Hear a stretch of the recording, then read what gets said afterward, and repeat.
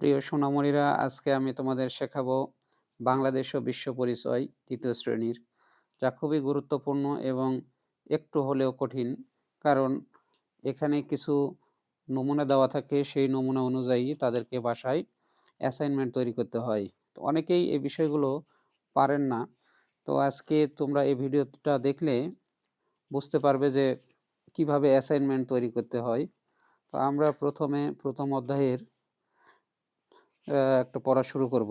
এখানে এই যে দেখছো, এখানে একটা অ্যাসাইনমেন্ট করার জন্য দেয়া আছে ছক।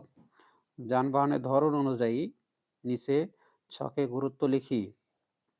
এখানে যানবাহনের নাম দেয়া আছে, যানবাহনের গুরুত্ব। তো যানবাহন দেখো, নৌকা, রিক্সা, বাস, ট্রাক। এখানে যানবাহনের গুরুত্ব, নৌকার কি গুরুত্ব?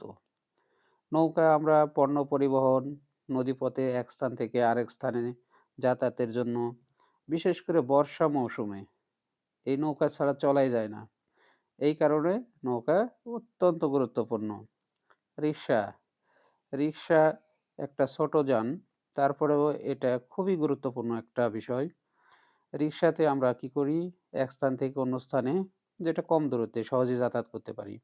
যানজট নিরসনে কম দূরত্বে সহজে যাতায়াতের জন্য রিক্সার গুরুত্ব অপরিসীম।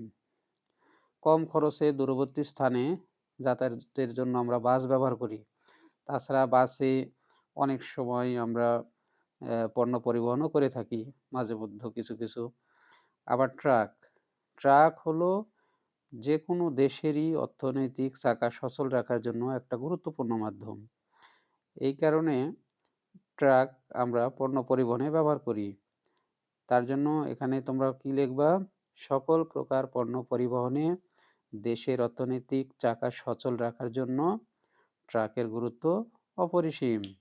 এভাবে তোমরা প্রত্যেক দিন একটা করে অ্যাসাইনমেন্ট তৈরি করবা, তাহলে দেখবে নিজের জ্ঞান বিকশিত হচ্ছে এবং নিজে নিজে অ্যাসাইনমেন্ট তৈরি করা শিখে যাবে।